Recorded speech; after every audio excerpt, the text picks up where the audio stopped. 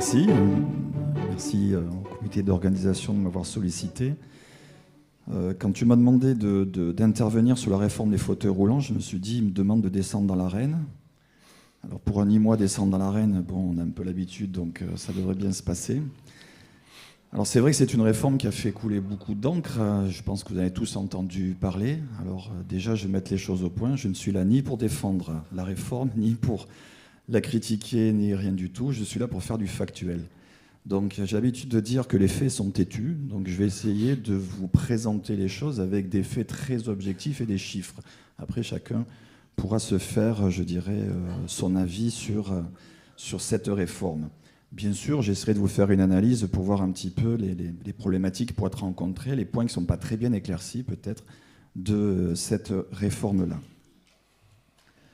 Alors elle n'est pas récente cette réforme, elle a commencé il y a un moment, c'est-à-dire elle a commencé en 2011. On pense que c'est l'année dernière que les choses se sont passées. Moi j'ai travaillé au premier groupe de travail de 2011 sur la réforme de la prise en charge des fauteuils. Alors à l'époque, c'était surtout pour remettre des catégories de VHP et aussi pour refaire la nomenclature. Ce qu'on marque TP, c'est aide technique à la posture. Ce sont les différents dispositifs qui peuvent permettre d'aider à stabiliser sa position assise dans un fauteuil. Et donc en février, je vais me tourner, ce sera plus simple comme ça. En février de 2025, il y a eu l'arrêté portant sur la modification, la prise en charge des VHP. Et puis ce qu'on attendait tous, c'est la tarification qui est arrivée pour essayer de comprendre un petit peu. Oui. Pardon, les fauteuils. Voilà, véhicules pour handicapés, fauteuils. Vous avez bien raison. Voilà, mais y compris les poussettes, enfin tous les véhicules. Voilà. Dans les fauteuils manuels, les fauteuils électriques.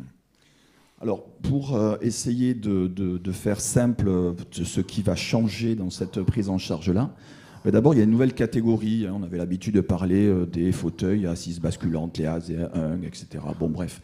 Il y a des nouvelles catégories, des nouveaux remboursements qui sont proposés pour les fauteuils manuels et les fauteuils électriques.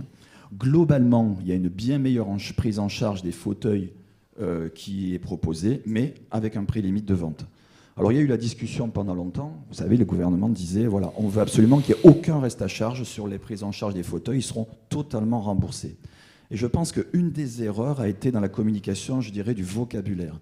Que veut dire totalement remboursé? Parce que si effectivement on dit c'est totalement remboursé, quel industriel ne va pas multiplier par 10 le prix de son fauteuil en se disant mais c'est un vrai bonheur, tout est remboursé, le fauteuil à 3 000, je vais le mettre à 30 000 euros. Donc ça n'a pas de sens de dire ça comme ça. Donc il est évident qu'il y avait des négociations entre les industriels et le ministère de la Santé pour essayer de dire quel va être, on va dire, le juste prix qui pourrait permettre qu'il n'y ait plus de reste à charge pour les personnes. Donc, je vais vous montrer après les prix. Il y a des tarifs qui ont été fixés par les fauteuils. Alors, il est clair que ces tarifs ont été nettement augmentés. On parle par exemple de 600 € qui était le tarif d'un fauteuil roulant de base manuel, et on passe à 3 300 € de remboursement. Donc, vous voyez quand même une sacrée marge. Et pour les fauteuils électriques, on passe en gros de 300 à 800 € à, on est entre 8 000 et 14 000 € de remboursement. Mais est-ce que c'est suffisant? On va le voir après, cet élément-là. Il y a des choses qui aussi dans le changement, c'est la location des fauteuils roulants FRE électriques en courte et longue durée. On verra que ça peut-être ouvrir certaines possibilités. Ça peut permettre, par exemple, d'accéder à un fauteuil, mais on n'est pas encore sûr du choix. Ça peut permettre aussi de s'adapter à une situation qui est potentiellement évolutive. Alors qu'avant, on était engagé pour un certain nombre d'années avec un fauteuil avec un certain coût. Et là, ça peut permettre peut-être d'avoir cette capacité d'adaptation. PEC, prise en charge des fauteuils remis en état aussi. On parlait tout à l'heure du système de recyclage, c'est-à-dire qu'il puisse y avoir des fauteuils qui soient remis en état. Il y a aussi le positionnement qui va être pris en charge. On attendait les chiffres. Là, il y a effectivement une amélioration, je dirais, financière dans la prise en charge des aides à la posture, les caltrons, les systèmes de maintien de tête, etc. Je vais vous le détailler. Et il y a un parcours d'attribution du fauteuil qui a été légèrement modifié, avec la mise en place des équipes pluridisciplinaires. Alors vous savez, pour les fauteuils électriques, c'était déjà le cas. Il faut passer devant une équipe pluridisciplinaire avec un médecin de rééducation, un ergothérapeute, qui vont évaluer la capacité de la personne de conduire, etc.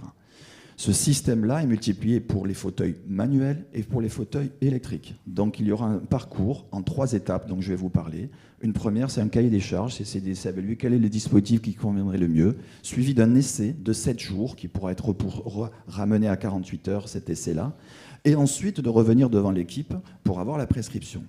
On va se poser la question à un moment donné, c'est peut-être la limite que je trouve à ce système de l'engorgement de la filière, parce qu'il va falloir qu'on trouve le personnel qui va pouvoir répondre pour l'ensemble des fauteuils à ces sollicitations-là. On peut comprendre le législateur qui dit ça nous garantit de payer des choses. Tout à l'heure, vous avez entendu le nombre d'aides techniques qui ne sont pas utilisées parce que finalement la préconisation n'était pas la bonne. On peut comprendre que le législateur se dise pour des fauteuils qui vont coûter 20 à 30 000 euros, ça serait quand même bien qu'on ne se soit pas loupé. Après, on va en discuter. Alors, mieux ou bien rembourser? Cette question, elle est peut-être posée un peu crûment comme ça, mais c'est une vraie question à se poser. Alors, les fauteuils roulants seront-ils mieux remboursés? Oui, il y a une augmentation importante de la base de remboursement. Là, on ne peut pas répondre non. Tous les fauteuils roulants seront-ils intégralement remboursés? Eh bien non, puisqu'il y a un prix limite de vente, il y a un plafond qui a été mis. C'est-à-dire que le législateur elle a dit, écoutez, au-delà d'un certain prix, non, on ne pourra pas. Parce que sinon, c'est ce que je vous disais, tout le monde va mettre son fauteuil à 40, 50, pourquoi pas 60 000 euros si c'est open bar sur le remboursement. Donc il est évident qu'il y a des prix limites. Donc il y aura interdiction de reste à charge. C'est pour ça que le législateur disait, il n'y aura plus aucun reste à charge pour l'utilisateur. Puisque de toute façon, il n'y aura que des fauteuils qui seront intégralement remboursés, autorisés à être remboursés. S'ils dépassent un peu, il n'y a zéro prise en charge. Il y aura donc soit plus de reste à charge, soit aucun remboursement pour les fauteuils roulants, dépassant ce tarif maximum fixé par l'assurance maladie. Alors j'ai essayé de vous montrer un peu les catégories pour les différents fauteuils, parce que là aussi, vous disiez tout à l'heure, les acronymes, c'est compliqué. Alors là, je ne vous parle pas des acronymes qui ont été trouvés sur les fauteuils, les fauteuils FRM, FRMC, etc. Bon, voilà, c'est un peu une usine à gaz.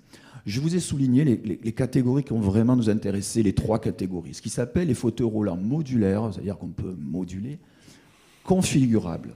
Configurable, c'est quoi? C'est quand même l'immense majorité des fauteuils roulants, à partir du moment où ils auront plusieurs possibilités de taille en choix, qu'on pourra faire des réglages d'inclinaison de dossier, d'avoir des accessoires, de choisir des palettes monobloc, etc. Donc c'est quand même l'immense majorité de nos fauteuils. Et là, il y a une vraie augmentation du remboursement de ces fauteuils-là. Ensuite, en dessous, il y a la catégorie, ce qu'on appelle les fauteuils modulaires, mais actifs. Alors les fauteuils actifs, c'est des fauteuils qui ne sont pas pliants, qui ont des châssis qui sont rigides, pour des sujets qui sont assez actifs en fauteuil et qui vont pouvoir avoir, ce sont des fauteuils légers, il faudra qu'ils fassent moins de 10 kg.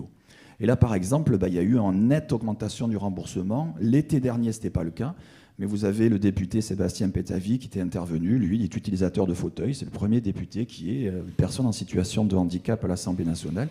Elle a réussi à faire remonter à 6 000 euros, je crois, j'ai regardé tout à l'heure, le prise en charge de ces fauteuils-là, ce qui permet quand même d'avoir accès à un certain nombre de catégories de ces fauteuils-là.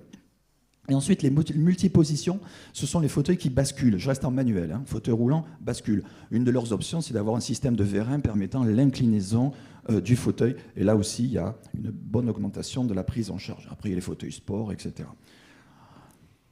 Pour ce qui est des fauteuils à propulsion par moteur électrique, il va y avoir trois catégories de fauteuils. Le fauteuil, j'allais dire de base, fauteuil roulant électrique. Ensuite, le multiposition, c'est le fauteuil qui va permettre aussi d'avoir une assise qui bascule, un dossier qui s'incline et éventuellement des relève-jambes qui se remontent. C'est quand même la plupart des personnes en situation de handicap important vont utiliser ces fauteuils-là. Et après, les verticalisateurs. Et dans chacune de ces catégories, il va y avoir trois sous-catégories. C'est en gros le A, c'est le petit fauteuil d'intérieur, voilà, un petit peu maniable, qui peut passer partout. Le B, c'est un peu le mixte, c'est un fauteuil qui fait l'extérieur, mais il ne montera pas des grosses marches, si vous voulez. Et ensuite, le C, c'est le fauteuil un peu plus, j'allais dire, pas tout terrain, mais enfin un fauteuil qui est vraiment fait pour l'extérieur, qui a généralement une batterie avec un meilleur ampérage, qui peut aller un petit peu plus loin, etc. Donc, et là aussi, il y a des sous qui vont être mis en fonction de la catégorie A, la catégorie B ou la catégorie C pour ces fauteuils-là. Alors, une petite projection justement en parlant en sous. Voilà. Les remboursements passent de... Alors, j'ai mis des tarifs, je sais, s'il y a des industriels ou des revendeurs qui me regardent, ils vont peut-être hurler en disant « Attends, c'est pas si simple que ça, il y avait des tarifs qui étaient un petit peu différents. » Bon, il faut quand même faire quelque chose de simple à un moment donné. En gros, on passe pour un fauteuil manuel de 603 € à 3303 € de prise en charge. Là, je vous parle de ces fauteuils dont je vous parlais, qui sont multiconfigurables. C'est l'immense majorité des fauteuils, je dirais, un petit peu de base manuelle. Pour les fauteuils actifs, on passe de 603 € à 6276 €. Donc c'est ces fauteuils qui sont beaucoup plus rigides, un petit peu plus légers. Comprenez la démarche. On se dit, mais il y a une sacrée augmentation. L'idée, c'est que l'assurance maladie prend tout en charge pour que les mutuelles n'en prennent plus et que la maison du handicap, on n'aille pas aller chercher les sous à la maison du handicap aussi, voire faire des cagnottes. Hein. L'idée, ça a été un petit peu celle-là. Pour les fauteuils à commande électrique, à propulsion électrique, on passe en gros de 3 882 € à 14 638 €. Là, c'est pour les fauteuils de classe C, les fauteuils un peu pour la catégorie extérieure, hein, j'allais dire. Hein. Voilà, les fauteuils les plus performants. Pour la classe A, on est à 8 140 €. Vous voyez, voilà. Alors, et pour les verticalisateurs, 21 000 €. Mais zéro prise en charge des fauteuils qui vont dépasser ces montants. Et c'est là où on a entendu beaucoup de discussions, effectivement, de personnes qui disaient oui, mais alors, on n'aura plus accès à des fauteuils de grande qualité. C'est là où est effectivement la discussion de savoir alors, quels sont les fauteuils qui vont sortir effectivement de la prise en charge. Et vont-ils vraiment sortir de la prise en charge? Est-ce que les industriels ne vont pas peut-être revoir leur grille, leur organisation, leur grille tarifaire? Parce que souvent, un industriel a une gamme. Et dans une gamme, effectivement, il va peut-être baisser le tarif d'un fauteuil pour qu'il soit en dessous du prix maximum plancher, en se disant je me rattrape sur d'autres éléments où j'avais un fauteuil remboursé 600, il est remboursé 3000. Vous voyez, ils vont, un peu comme pour les voitures, hein, ils vont travailler sur un ensemble de gammes, généralement. Mais ça, on va attendre aussi, ce qu'on attend maintenant, c'est de savoir comment se positionnent les industriels par rapport à ça. C'est-à-dire les fauteuils que vous avez, dans quelle catégorie ils nous les mettent pour savoir quels sous on va avoir en face. Quelques exemples. J'ai pris quelques exemples de fauteuils un petit peu standards, le projet au yoga. Alors là aussi, je mets des tarifs publics. Là aussi, peut-être que les revendeurs vont me crier dessus. C'est les tarifs qui sont dans les catalogues et c'est hors option. Vous savez, quand on prend un fauteuil, ensuite, on va dire quelle option vous voulez, quelle main courante vous voulez. Évidemment, après, ça augmente un petit peu le prix. Mais en gros, sur ce tarif-là, actuellement, on est à 4 fois la LPP, c'est-à-dire que la LPP à 600 €, c'est-à-dire on a un sacré dépassement. Avec la réforme, la prise en charge sera totale. Sur le QSHEL compact, on aura aussi, avec la réforme, une prise en charge totale. Là aussi, je ne parle pas des options. Et pour le Quickie aussi, c'est des fauteuils relativement légers. Avec la réforme, une prise en charge totale. Pour ce qui est des fauteuils à commande électrique, là aussi, pour la plupart quand même des modèles, on aura une prise en charge totale. Je pondérerai ça à nouveau avec les options, on va en parler tout à l'heure. Hein. C'est-à-dire vous avez certaines des commandes spéciales, etc. Il va falloir en parler. Parce que vous avez des commandes, vous avez un mini joystick, c'est déjà 3 000 €. Hein. Donc déjà, c'est presque plus que le prix de certains fauteuils. Hein. Voilà. Donc il y a au milieu de ça effectivement des fauteuils qui risquent de passer à la trappe. Oui, c'est vrai. Ça dépendra aussi de la réaction des industriels par rapport à ça. Je ne la connais pas, cette réaction-là. Si on prend le F5 Corpus, 28 900 €, il dépasse le tarif maximum qu'a prévu le législateur de 21 000 € chez les verticalisateurs. Donc normalement, il est exclu. À moins que l'industriel dise, bon, je travaille mes tarifs, ou change de gamme, ou etc. Si on prend les fauteuils tout-terrain, ça m'embête un peu plus, parce que dans les catégories de fauteuils tout-terrain, vous avez parfois des industriels, ils font pratiquement que ça. Ils sont un peu spécialisés dans ce truc-là. Effectivement, sur des fauteuils 23 000 € avec un remboursement à 14 000, là, ça dépasse beaucoup, ça risque d'être un peu compliqué. Les discussions ne sont pas finies. Pour l'instant, les industriels se positionnent dans les différentes catégories. Et puis, il y aura des compléments de prise en charge. Je vous donne des exemples là. L'appui-tête, plus 160 €. Le repose-jambe électrique, plus 1 250 €. Alors, vous voyez, en plus, sur ces sommes-là, si vous prenez un fauteuil roulant électrique à assise inclinable, comme beaucoup d'entre vous ont, si vous rajoutez les relève-jambes électriques, c'est plus 1 250. Si vous rajoutez une tablette, plus 130. S'il y a une commande pour l'accompagnant, ça aussi je trouve que c'est un progrès. La commande pour l'accompagnant est prévue à 3 500 €, sans justification, parce qu'on avait des refus, nous, hein, à Nîmes, parfois, parce qu'il fallait justifier pourquoi il fallait une commande pour l'accompagnant, etc. C'était parfois un peu compliqué. Et le kit de propulsion électrique est à 6 000 €. C'est-à-dire, certains ont des Via Mobiles, j'ai vu, hein, qui permettent d'avoir un système de propulsion. Voilà. Et puis, certains ont le Minotaur aussi, j'ai pu voir. Voilà. Ça, c'est des kits de propulsion électrique. Il y aura une prise en charge qui sera à 6 000 € sur ces dispositifs-là. Le lift, c'est le fait de pouvoir monter, descendre. On rajoute 1 500 € de prise en charge. Donc, vous voyez, il y a des choses qui vont s'additionner. Là, on attend de savoir, les industriels, quel dispositif ils mettent dans quelle catégorie. Globalement, il me semble qu'il y a quand même beaucoup de fauteuils qui vont effectivement être sans reste à charge. Il y a même l'option de support d'oxygénothérapie ou ventilation qui est à 500 € et les batteries, une par an, 350 €.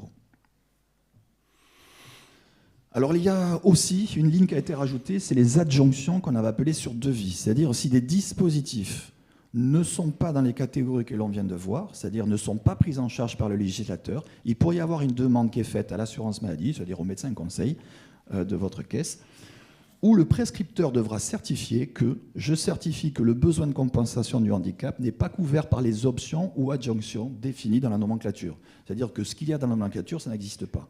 Ça pourrait répondre à certains éléments que l'on va voir. Vous avez par exemple des systèmes de communication où il va y avoir besoin de contacteurs. Le législateur a prévu une somme pour le boîtier de communication, mais pas forcément pour les contacteurs. Donc ça pourra peut-être rentrer. Et puis les innovations.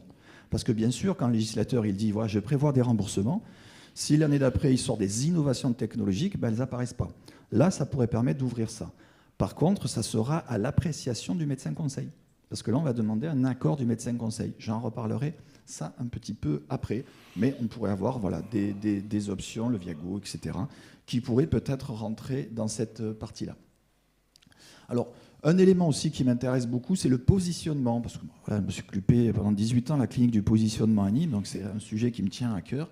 Alors vous savez, c'est les coussins de positionnement que vous avez qui peuvent permettre de stabiliser un glissé avant, une obliquité, les systèmes de maintien de tête, les caltrons, les dossiers, etc.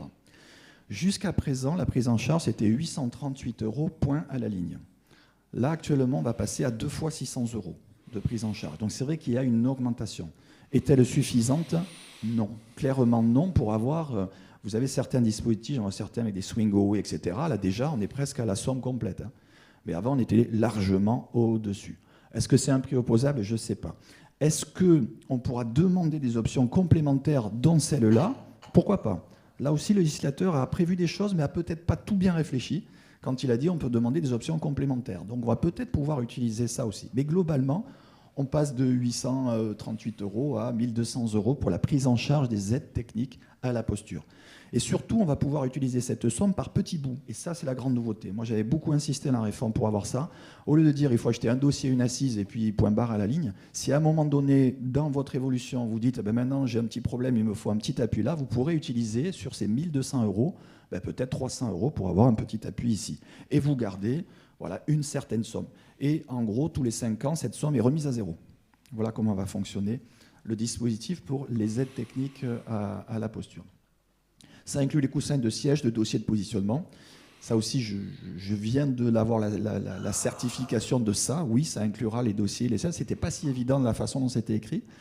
Et le forfait lié à l'achat d'un fauteuil, mais pas obligatoirement concomitant. Ça aussi, c'était notre inquiétude, qu'ils obligent à ce que ce soit pris en charge si on achète un fauteuil. Là, ce n'est pas concomitant. Il faut être possesseur d'un fauteuil, mais on peut quand même avoir les aides à la posture si on n'achète pas le fauteuil au moment où on commande l'aide à la posture. Alors le parcours d'attribution, il va se faire en plusieurs étapes. Ça, c'est pour tous les fauteuils.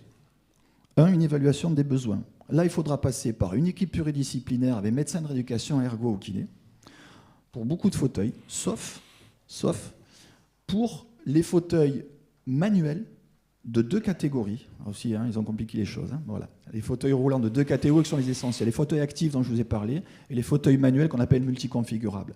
Là, c'est toujours une évaluation en 3 étapes, mais ce n'est pas forcément une équipe. Un ergothérapeute tout seul pourra faire le travail.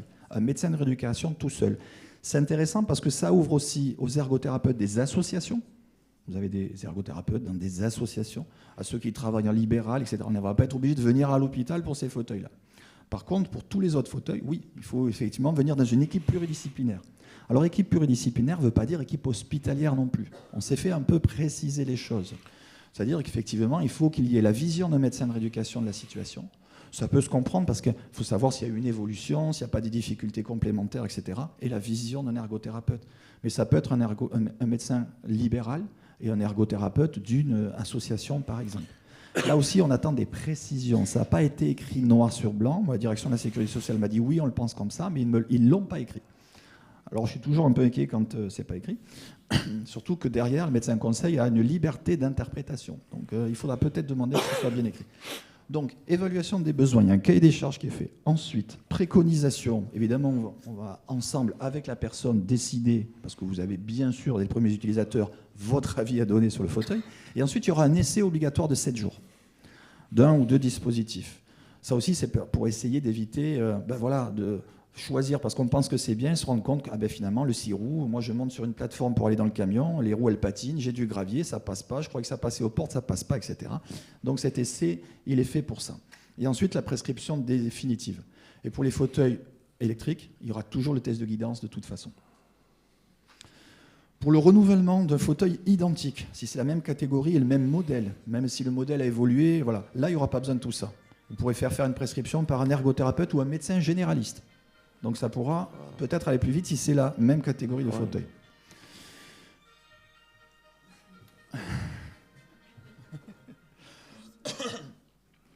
J'ai essayé de faire des plus et des moins. Là, par contre, c'est vrai que c'est subjectif. Hein. C'est mon avis. Voilà.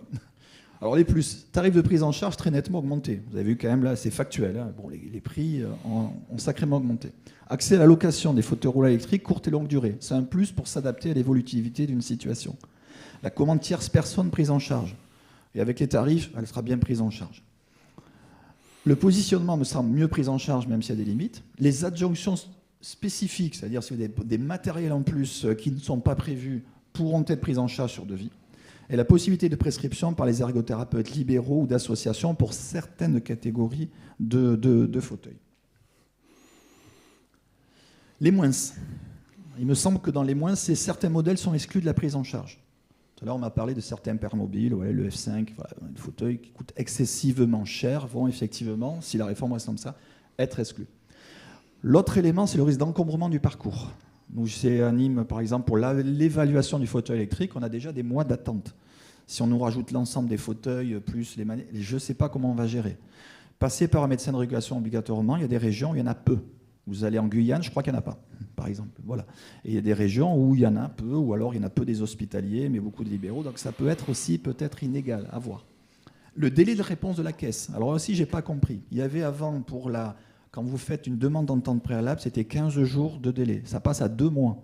Alors on nous a expliqué, on raccourcit les délais. Alors, je ne sais pas bien compter, mais de 15 jours à 2 mois, je ne sais pas si on a beaucoup raccourci les délais. Bon, c'est vrai que comparativement à le parcours du combattant d'aller chercher la MDPH qui répond quand elle peut, etc., et tout ça, c'est vrai que ça peut raccourcir les choses. Ça veut dire qu'il y a une réponse. Ça veut dire, quand on nous dit c'est intégralement pris en charge, c'est quand même sous couvert de la réponse positive du médecin conseil. Donc ça aussi, c'est un élément. Moi, la autre question, c'est que je voudrais prendre la défense des prestataires de santé, distributeurs de matériel, parce qu'on va leur demander beaucoup de choses à ces gens-là. On va leur demander des essais de fauteuil, 1 ou 2 essais pendant 7 jours. C'est-à-dire d'avoir à disposition toutes les tailles, tous les modèles, de tout ce qui existe, avec toutes les options dont vous avez besoin dans vos fauteuils. C'est quand même un sacré boulot, c'est-à-dire que c'est eux qui vont faire le gros du taf, hein, ces personnes-là. Et puis ils nous disent à raison, c'est-à-dire quand je vais pendant 7 jours prêter un fauteuil roulant actif à 8 000 € et qu'on me le rend, il est plus neuf. Hein. Voilà. Donc ça pose des questions. Le positionnement, si on prête un coussin de positionnement pendant 7 jours, il est plus neuf. Donc il pose des questions qui me semblent logiques, c'est-à-dire de dire comment on va faire pour avoir accès à tout, dans toutes les tailles, pour pouvoir vous les mettre à disposition pendant un certain temps, et 2, quelle responsabilité? Puisque je vous rappelle qu'il y a un test d'évaluation de conduite de fauteuil roulant qui est proposé. Avant ce test-là, on va demander au sujet, pendant 7 jours, de conduire un fauteuil à domicile prêté par un revendeur. Il y a peut-être quelque chose à regarder de ce côté-là. Donc comment vont faire les prestataires? Plusieurs essais, il faudra exercer de matériel de toute taille. Et une prise en charge laissée à l'appréciation des médecins conseils. Là, j'ai poussé ma gueulante, c'est-à-dire qu'on a dans notre région beaucoup de refus de prise en charge de fauteuils roulants électriques. Et parfois sur des justifications qui me semblent sacrément abusives ou, je dirais, des interprétations que je trouve fallacieuses de la législation. Donc là aussi, je pense qu'il faut vraiment des textes très clairs pour qu'il y ait le minimum de possibilités d'interprétation des médecins conseils des besoins et de laisser les équipes et les patients, parce que c'est un travail d'équipe, l'équipe pluridisciplinaire, c'est le patient, son ergo, son médecin, son kiné, c'est tout le monde ensemble. C'est à eux de définir, et à vous, bien sûr, de définir les besoins. Donc en conclusion, il me semble qu'il y a une nette amélioration du financement, mais on peut avoir quelques inquiétudes sur l'application de la réforme. On peut aussi en avoir. Il y aura un comité de suivi qui va suivre un petit peu les effets de cette réforme, en particulier les effets financiers de cette réforme. Alors je ne sais pas, là je vais le mettre entre guillemets, si le législateur a bien calculé ce qu'allait lui coûter la réforme. Moi, il me semble qu'on va être sur une dépense de x4 par rapport au budget antérieur des fauteuils, quand on voit les tarifs qui sont proposés de prise en charge. Si les industriels se mettent au tarif palier, Un fauteuil qui était à 900 € remboursé et qui coûtait 900, si la reprise en charge était à 3003, il serait un peu idiot de ne pas mettre leur fauteuil à 3300 €.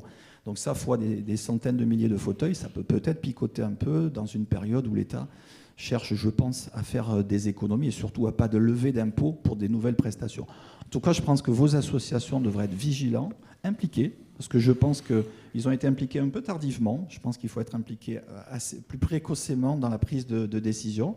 Nous, on aurait aimé aussi les cliniciens être plus impliqués. Pour l'avouer, on n'a pas été beaucoup, voire pas du tout, impliqués dans cette réforme-là, pour que ce soit peut-être cohérent. Voilà, je vous remercie.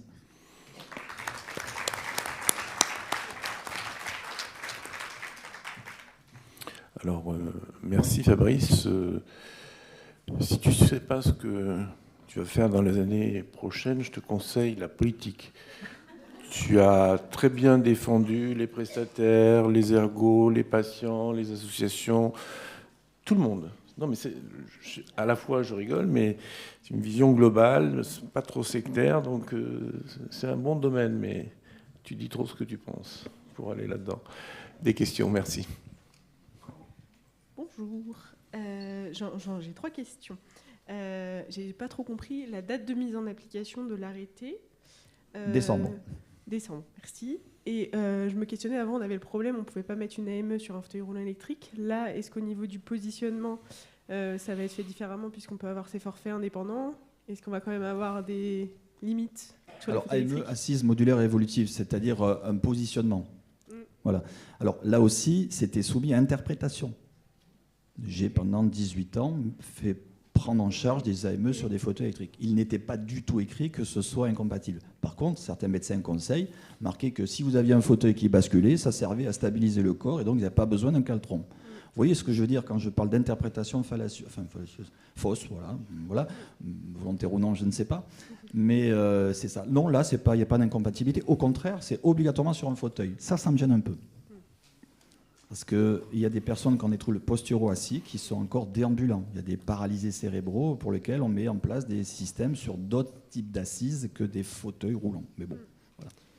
Et une dernière, donc c'est le médecin de la Sécu qui va décider. Donc nos argumentaires iront au médecin de la Sécurité sociale.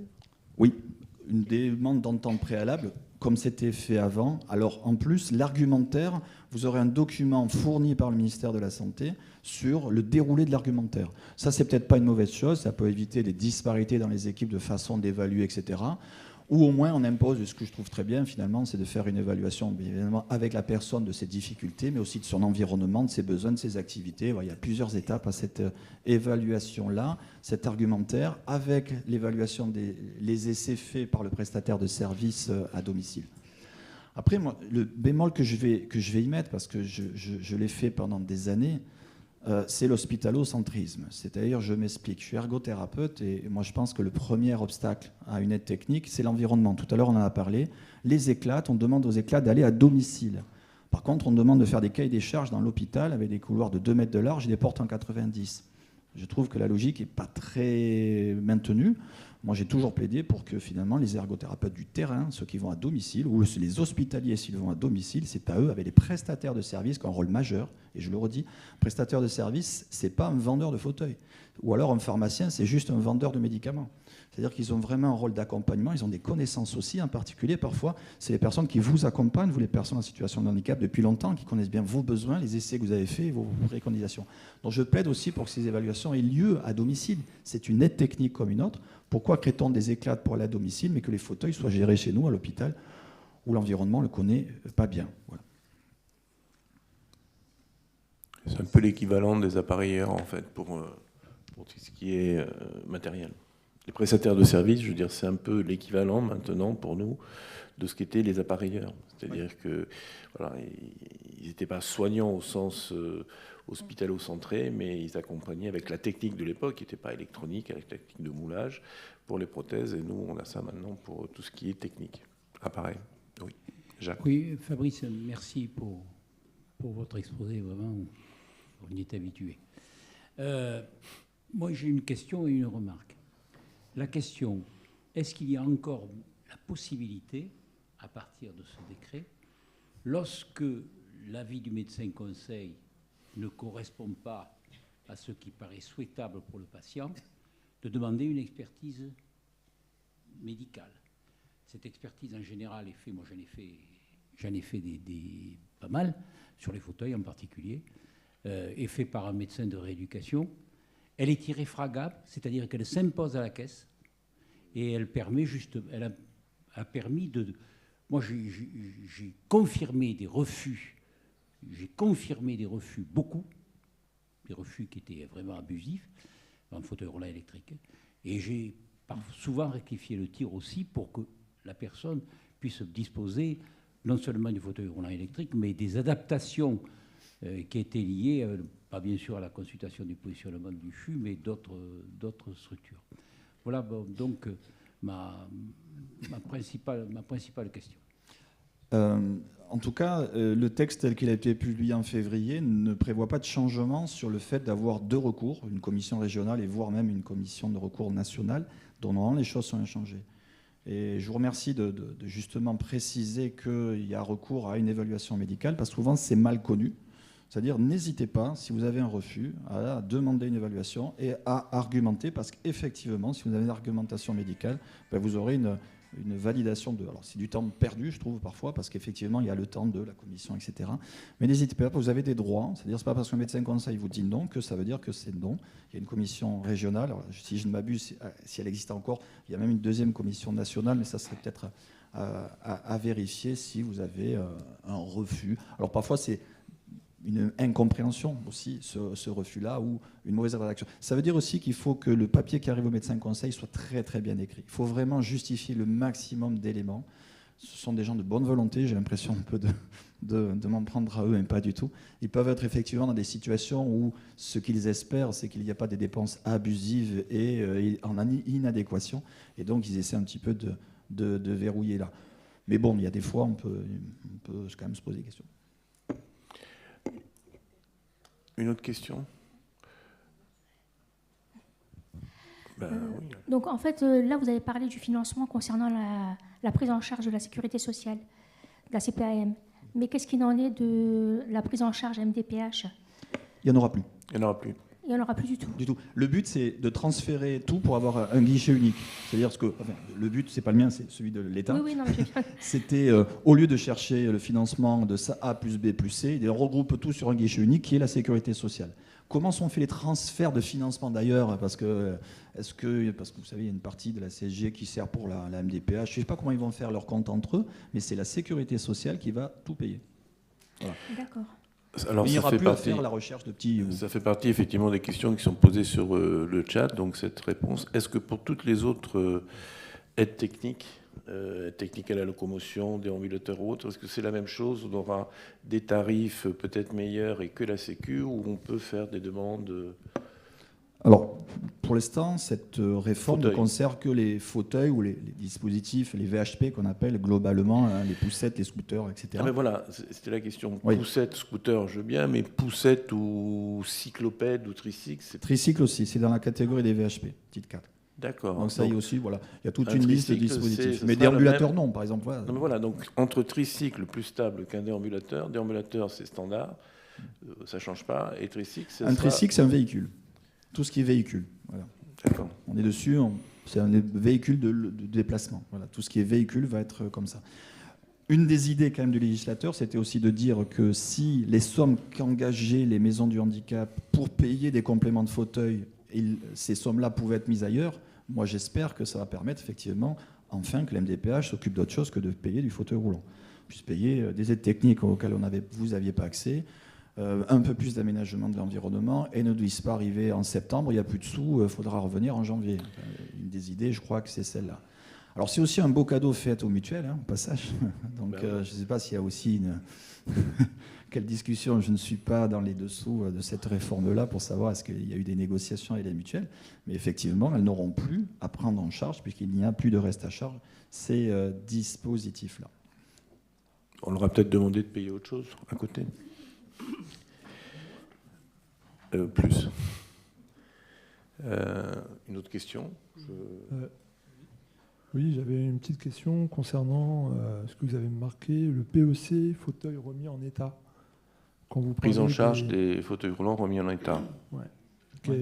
Comment ça va se faire? Parce qu'il y a beaucoup de fauteuils dans des structures qui sont parfois soit jetés, soit mis à l'abandon, soit envoyés à la décharge. Il y a quand même un gaspillage quand même assez important, même s'il y a quand même parfois des ergots qui peuvent se servir de certaines pièces, et parfois c'est un peu dommage parce qu'il n'y a pas en fait, au niveau du territoire, il n'y a pas assez de travail justement pour essayer de récupérer des fauteuils et permettre on va dire un ciselage, un tissage, ce qui permettrait parfois à certaines personnes de pouvoir ne pas être embêtées ou d'avoir un fauteuil de réserve. Donc, oui, tout à fait.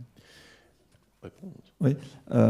Alors, dans le texte tel qu'il était écrit l'année dernière, en juin, c'était déjà un peu plus clair peut-être. Là, pour l'instant, il y a un côté en suspens. Il parle effectivement des fauteuils remis en état, c'est-à-dire le recyclage, si vous voulez. Pour l'instant, je n'ai pas vu de somme mise devant, ça va être discuté. Par contre, vous avez les options d'achat qui sont en train d'être mises en place, c'est-à-dire location avec option d'achat à la fin, qui est quelque part un moyen, effectivement, de... Alors, parmi les discussions qu'il y a sur le problématique du recyclage, je vais vous parler moi, de mon expérience, c'est-à-dire que Nîmes, la CRAM de Nîmes, entre 1996 et 2002, faisait du recyclage de fauteuils. Nous, les ergots de l'hôpital, on allait à la CRAM, ils avaient énormément de fauteuils, on récupérait, c'était gratuit. Ils ont arrêté. Alors, pourquoi ont-ils arrêté? Parce qu'en fait, le modèle économique est très onéreux. C'est ce qui nous explique qu'il faut aller le chercher, le fauteuil. Donc, ils avaient plusieurs camions, du personnel. Il faut le nettoyer, ça prend un temps fou. Et puis, il y en a un certain nombre qui, de toute façon, ne sont pas recyclables. Il faut changer la batterie à chaque fois. Il y a les selleries à refaire. Donc, finalement, souvent, c'est très vertueux de dire, effectivement, c'est de l'écologie, etc., mais il faut que le modèle économique soit aussi adapté. Alors, pourquoi ils vont, ça c'est mon interprétation, plutôt vers option d'achat après location? Parce que la location, c'est du recyclage. Quand vous louez un fauteuil, il a servi à quelqu'un avant, il servira à quelqu'un après. Si vous louez un lit, un lève-personne, c'est du recyclage. Mais dans ce modèle-là, économiquement, tout est pris en charge. C'est-à-dire que le fait de le livrer, c'est prévu, il y a un forfait livraison. Dans les sous que va recevoir à la location le revendeur, il y a aussi le fait qu'à la fin, il doit le nettoyer, le remise en état, etc. Alors que dans la recyclerie telle que c'était prévu, c'était comment fait-on, dans le modèle économique, pour que ce soit rentable. C'est le problème des éclates. C'est bien de prêter du matériel de recycler, mais quand je vois une éclate chez nous qui va prendre une chaise percée à 50 € et la faire promener du Gros du Roi jusqu'au Vigan où il y a 90 km, le modèle économique et le modèle écologique, j'ai peut-être un peu de mal à le comprendre. Donc c'est une vraie discussion en tout cas, le recyclage. Ça nous concerne tous, parce qu'on a tous envie de dire c'est quand même pas possible qu'on ait des fauteuils qui dorment là, etc. Mais à un moment donné, il faut comprendre qu'un fauteuil à être mis en état, c'est un sacré boulot. Et que donc il faut aussi avoir anticipé peut-être ce modèle économique, quoi.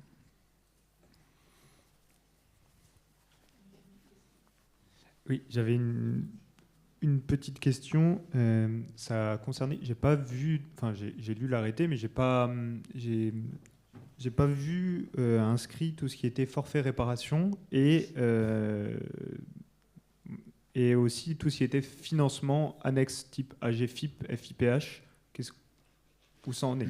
Est-ce que ça sera inclus ou comme la MDPH, c'est voué à être mis de côté Tout à fait.